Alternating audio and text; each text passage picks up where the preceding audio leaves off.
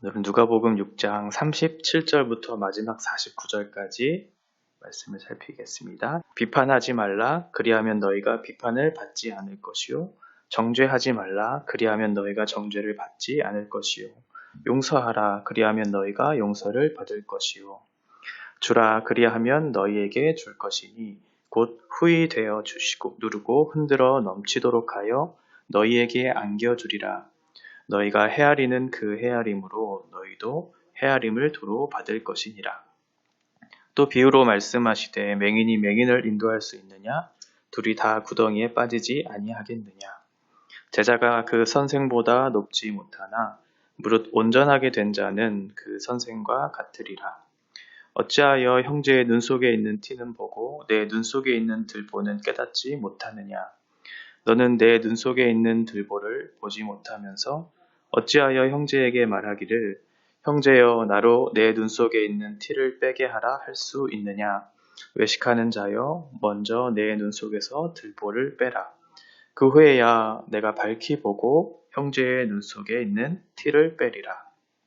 못된 열매 맺는 좋은 나무가 없고 또 좋은 열매 맺는 못된 나무가 없느니라. 나무는 각각 그 열매로 아나니 가시나무에서 무화과를 또는 찔레에서 포도를 따지 못하느니라. 선한 사람은 마음에 쌓은 선에서 선을 내고 악한 자는 그 쌓은 악에서 악을 내나니 이는 마음에 가득한 것을 입으로 말함이니라. 너희는 나를 불러 주여 주여 하면서도 어찌하여 내가 말하는 것을 행하지 아니하겠느냐.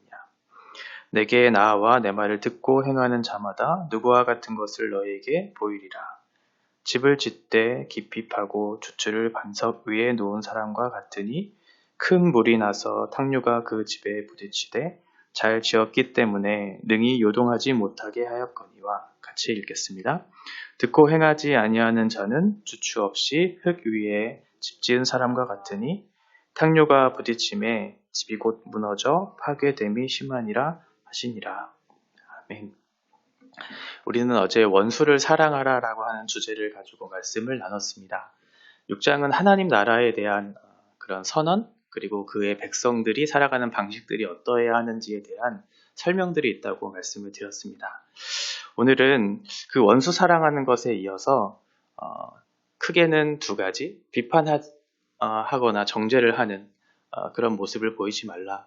너의 모습을 먼저 살피고 그 모든 것들을 행동하라 라고 하는 것이고, 그 마음의 살핌을 따라서 단순한 어떤 마음과 생각과 입술의 고백뿐만 아니라 삶으로서 자신이 그리스도인이라는 사실을 증명해내라라고 하는 그런 큰 두 가지 주제를 가지고 우리가 말씀을 살펴보겠습니다. 원수를 사랑한다는 것은 우리의 본성과 어울리지 않는 그런 일이기 때문에 우리의 평생에 있어서 그 말씀과 씨름하고 싸워야 될 그런 숙제입니다. 우리가 옳다고 하는 것을 따라서 우리가 살고자 했을 때에는 언제나 하나님의 말씀과 부딪히는 경험들을 하게 될 것입니다. 그러니까 원수를 사랑한다는 것은 자연스럽지 못한 것이죠. 우리의 인생의 가장 큰 죄는 사실은 내 자신을 사랑하는 것이거든요. 하나님을 먼저 사랑하는 것보다 내가 하나님의 자리에 서서 나 자신을 사랑하는 것이 죄의 뿌리이고 또 죄의 가장 큰 죄악의 큰 모습들이죠. 그런데 나 아닌 다른 사람을 사랑하는 것, 그 다른 사람이 원수라고 하는 그런 사람이다라고 한다면 아마도 그 사람을 받고 사랑한다는 것처럼 어려운 일은 없을 것입니다. 이 문제들을 만날 때 가장 중요한 것이 무엇일까요? 앞으로의 이 말씀뿐만 아니라 우리가 계속해서 그 이후의 말씀을 살펴볼 때에도 가장 중요한 것은 내가 누구인지에 대한 분명한 정체성을 갖는 것이라고 생각을 합니다. 그래야만 내가 비판과 정죄를 하지 않고 나 자신을 먼저 살피면서 내가 하나님 앞에 어떠한 사람인가를 기억한다면 그 말씀을 따라 살고자 하는 그러한 넉넉한 마음들이 내 안에 있을 것이고 그 안에 대한 감사와 그 영광과 기쁨이 있을 것입니다. 내가 누군지를 발견하는 것, 그것이 가장 첫 번째 되는 태도이겠죠. 비판하지 말라라고 그렇게 얘기해주고 있어요. 비판하다라고 하는 이 단어는 크리노라고 하는 단어인데요. 이것은 어떤 그 옳고 그름에 대한 판단을 하지 말라라고 하는 그런 의미는 아닙니다. 누가복음 19장 22절에서 주인과 악한 종에 대한 비유를 들었을 때 이 단어를 사용했는데 어떤 옳고 그름에 대한 판단을 문제 삼고 있지는 않거든요. 그러니까 이때 비판하지 말라라고 하는 이 단어는 어떤 정죄적인 판단이나 그 사람을 향한 어떤 잘못된 악한 의도로서 그 사람을 판단하는 것을 경계하라라고 얘기해주고 있는 것이죠. 다만 너희들이 옳고 그른 것들을 판단하는 것은 괜찮지만 정죄하는 마음으로 판단하지 마라. 오히려 하나님께서 너희를 용서하신 것처럼 그들을 용서하라고, 그러한 태도로서 그들을 대하라고 얘기해주고 있는 것이죠. 이 비판하다, 크리노, 우리는 옳고 그른 것들을 판단해야 됩니다. 옳고 그른 것에 대한 분별이 없다면 우리는 어떻게 될까요? 옳고 그름을 알지 못한다면 그것이 선한 것인지 악한 것인지, 우리가 어떠한 것을 따라 살아가야 될지에 대한 분명한 목적 의식 없이 세상이 흘러가는 대로 살아가게 되겠죠. 이 비판하다, 옳게 판단하라라고 하는 이 단어는 이 뒤에 나오는 맹인에 대한 비유가 이 말씀이 왜 중요한지에 대한 것들을 설명해주고 있습니다. 39절에 보시면 또 비유로 말씀하시되 맹인이 맹인을 인도할 수 있느냐, 둘이 다 구덩이에 빠지지 아니하겠느냐, 제자가 그 선생보다 높지 못하나 무릇 온전하게 된 자는 그 선생과 같으니라 라고 얘기하고 있죠. 비판과 정죄는 하지 말고 먼저 자신의 잘못을 살피는 것이 먼저라는 것을 가르쳐주고 있어요. 자신의 잘못을 고치지 않으면서 남의 잘못을 지적하고 고친다는 것은 불가능하다라는 것이죠. 이것은 마치 맹인이 맹인을 인도하는 그러한 일과 같다라고 얘기해주고 있어요. 이는 올바른 지도자가 어떠한 사람인지를 옳게 분별해야 된다는 것을 가르쳐주고 있죠. 이 사람이 맹인인지 그렇지 않은 사람인지를 옳게 분별해야 하는 것이죠.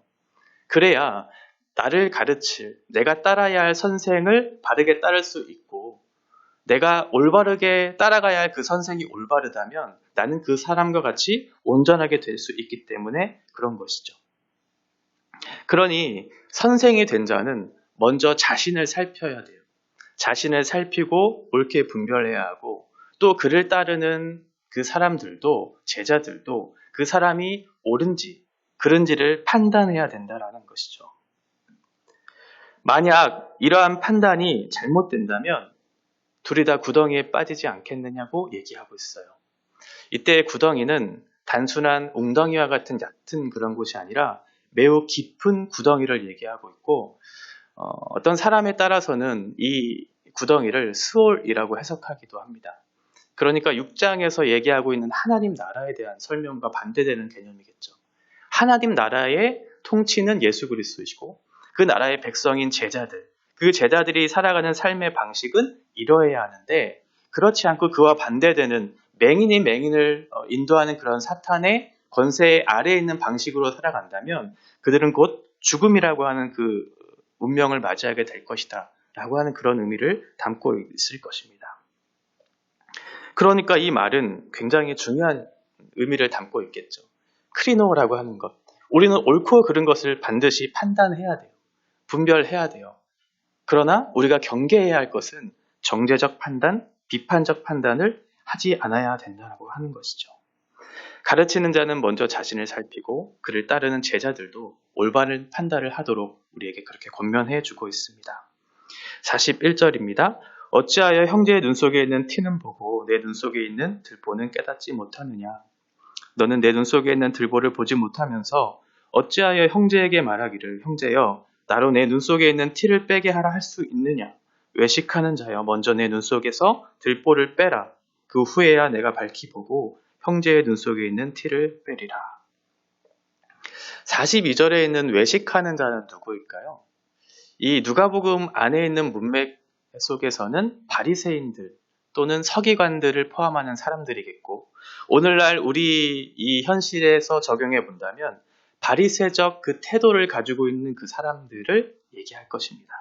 외식하는 사람들, 그들에게 먼저 얘기할 것은 이것이죠. 먼저 내 눈 속에 있는 들보를 빼라. 앞에 있는 내용과 동일하죠. 비판과 정죄, 그것 이전에 너 자신이 누군지를 먼저 살펴라 라고 얘기하는 거예요. 남을 판단하기 전에 먼저 자신의 잘못을 고치라고 하는 것이죠. 옳게 분별을 하되 그것이 너로부터 시작돼야지 다른 사람으로부터 시작된다는 것은 정죄와 비판을 할 수밖에 없다라는 것을 가르쳐 주고 있어요. 말씀을 들었을 때 그 말씀을 듣고 내가 아니라 다른 사람이 생각이 난다면 그 사람은 그 말씀을 들어야 되는데 라고 그렇게 생각이 된다면 매우 위험할 수 있어요. 자기 자신을 먼저 볼 수 있는 사람이 되어야 이 말씀을 받을 수 있고 그 말씀이 나에게 적용이 될 수 있지. 다른 사람을 바꾸려고 시도하게 된다면 그것은 비판과 정죄로밖에 나아갈 수 없게 된다는 것입니다. 그래서 가장 좋은 교육은 맹인이 맹인을 인도하는 것이 아니라 좋은 선생이 제자들을 인도할 때 가장 좋은 교육은 먼저 본이 되는 거예요. 자기가 잘못한 것이 무엇인지, 내가 잘못된 가르침을 하고 있지는 않는지 살피고 그것들에 따라서 교육을 해야 된다라고 하는 것이죠. 그래서 가장 나쁜 교육은 지시자, 감시자가 되는 거예요. 교회학교 교사들이 가장 먼저 해야 할 것이 무엇이냐면 지시자가 되면 안 된다는 것이죠. 아이들에게 가르쳐요. 큐티를 했는지 안 했는지, 큐티를 하라고, 기도하라고, 말씀을 읽으라고 지시해요. 그리고 주일날 와서 감시하죠. 잘 읽었니? 기도했니? 감시해요.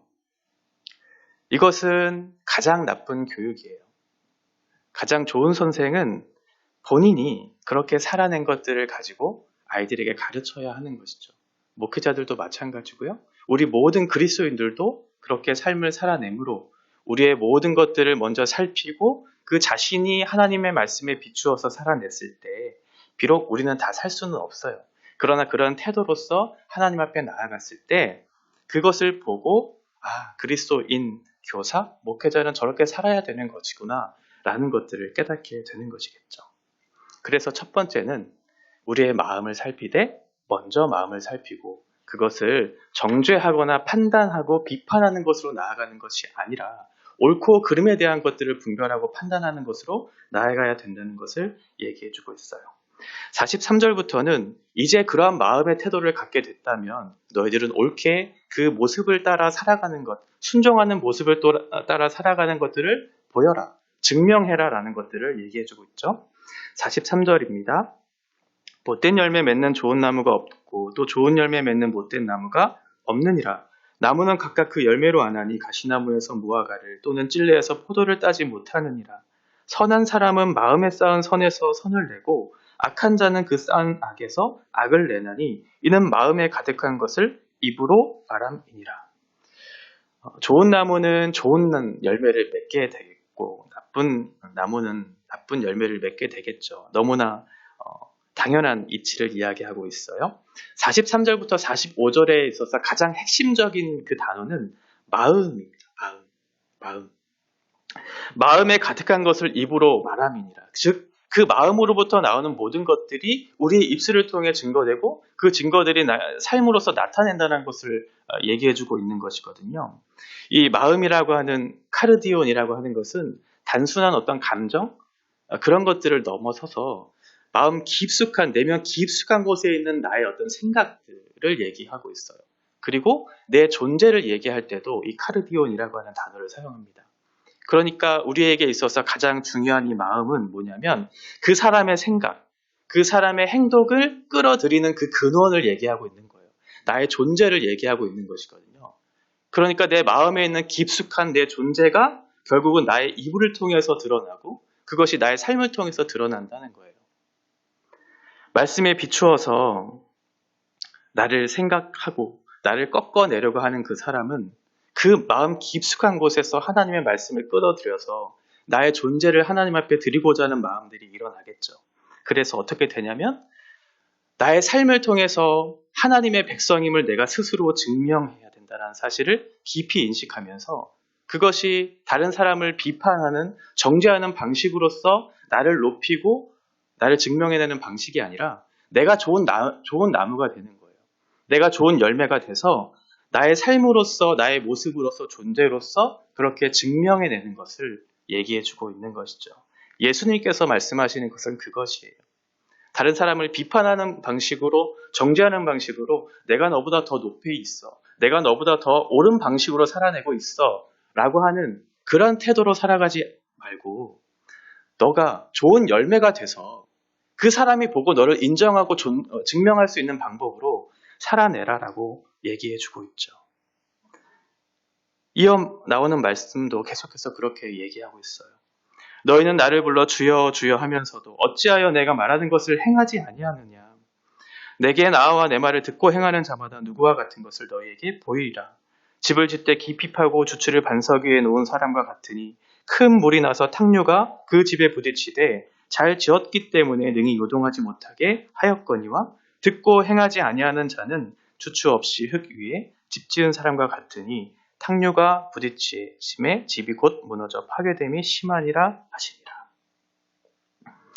우리가 하나님 앞에 외식하는 근본적인 이유는 아마도 우리가 주님을 주님으로 인정하지 않기 때문일 것입니다. 우리의 입술로는 주님, 주님, 나의 주님이라고 이야기하지만 우리의 마음의 깊은 곳에서는 그 주인이라고 하는 주님의 말씀보다는 나의 생각, 나의 의지, 나의 욕망이 더 크기 때문에 하나님의 말씀이 들려졌을 때 듣이지 않는 것이죠. 나의 욕망, 나의 의지가 곧 내 주인이 되어서 하나님보다는 내 자신이 스스로 주인이 되어지는 그러한 모습으로 살아내게 될 때 이러한 모습이 나타날 것입니다. 말씀과 내 사이의 어떤 그 사이에서 만약에 다른 불순물들이 들어온다면 우리의 삶들은 매우 복잡해질 것입니다. 만약에 말씀이 있고 나의 존재가 있을 때 그 사이에 나의 생각이나 의지나 어떤 욕망 같은 것들이 들어와서 그 사이에 끼게 된다면 내가 하나님의 말씀을 듣고 이렇게 살아야지, 내가 변화돼야지, 이러한 방식으로 나타나는 것이 아니라 하나님의 말씀을 듣고 내 안에 있는 욕망과 의지와 생각, 경험들이 정당화되는 방식으로 사용되는 거예요. 그게 무슨 의미냐면 내가 생각하는 방식이 하나님의 말씀으로 인해서 확인되어지는 것을 기뻐하는 거죠. 하나님은 이렇게 얘기했는데 내 생각은 이래. 그런데 내 생각이 하나님의 말씀과 다르면 하나님의 말씀에 따라 내가 합치된 삶을 살아야 되는데 그렇지 않고 내 생각을 하나님의 말씀을 통해서 확인하고 싶어하는 그러한 마음으로 살아가다 보니까 주님, 주님이라고 얘기하지만 우리는 그 말씀을 따라 변화되고자 하는 그런 의지들은 사라지게 되는 것이죠. 결국은 뭐냐면 내가 주님을 주님으로 인정하지 않는 거예요. 주님, 주님이라고 얘기하지만 그 주님이 나 자신을 높이는 도구로서 사용되고 있다라고 하는 것이죠. 우리가 비판과 정죄의 자리에 서지 않으려면 먼저는 나의 생각들, 나의 기준들을 버려야 합니다. 내가 하나님이 된다면, 내 스스로가 하나님이 되어버린다면 하나님의 뜻에 따라 살아갈 수 없기 때문에 그래요. 그래서 마음을 먼저 살피면서, 나 자신을 먼저 살피면서 비판과 정죄의 태도가 아니라 내가 하나님 앞에 어떻게 변화되어야 할까를 먼저 살피면서 그 말씀에 따라 살아가고자 하는 그 마음을 들이면서 살아갔을 때 그렇지. 예수 그리스도를 믿는 사람들의 삶의 방식은 저러한 것이지 라고 하면서 우리의 존재를 통해 하나님을 나타낼 것이고 많은 사람들이 예수 그리스도를 믿는 것이 어떠한 것인지를 보게 될 것입니다. 이것은 믿음을 가진 자들만이 할 수 있는 길이에요. 그리고 예수 그리스도를 힘입어서 할 수 있는 길이에요. 이 모든 것들은 하나님께서 우리에게 주신 선물이고 우리가 나아갈 수 있는 기쁨이고 영광이고 자랑입니다. 이러한 하나님의 백성으로서의 삶의 방식들을 살아내므로 하나님을 하나님으로 드러내고 우리의 입술로서 뿐만 아니라 우리의 삶으로서 하나님을 증명하는 그러한 믿음의 군사들로 저희들이 살 수 있기를 바랍니다. 기도하겠습니다. 거룩하신 하나님, 주님은 언제나 우리의 마음을 아시고 그 마음을 살피시는 하나님이십니다. 먼저 우리들은 우리의 마음을 먼저 살피게 하시고 다른 사람을 향한 그런 정죄와 비판의 마음보다 우리의 모습을 먼저 보고 우리의 눈에 있는 들보는 보지 못하면서 다른 사람의 티를 빼내고자 하는 그런 악한 마음을 제하여 주시고 하나님께서 먼저 우리를 보게 하시며 그 말씀에 비추어 우리를 따라 살 수 있는 선한 의지를 허락하여 주셔서 우리가 그리스도인으로서 이 땅을 살아내는 삶의 방식을 통해 우리의 존재를 통해 하나님을 증거할 수 있는 그러한 사람들 될 수 있도록 저희들 붙들어 주시옵소서. 예수님의 이름으로 기도합니다. 아멘.